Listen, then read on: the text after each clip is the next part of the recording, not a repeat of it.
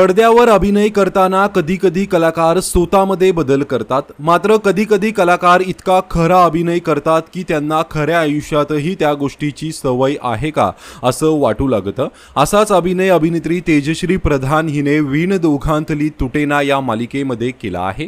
यामध्ये ती समोरवर असलेल्या प्रेमाची कबुली देताना दिसते। या मालिकेच्या स्पेशल एपिसोडमध्ये स्वानंदी ड्रिंक करत आहे असं दाखवण्यात आलंय।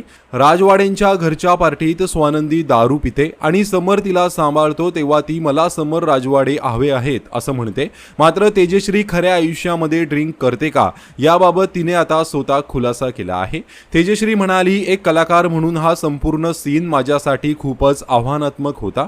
स्वानंदीच्या नेहमीच्या भूमिकेपेक्षा हा सीन पूर्णपणे वेगळा होता।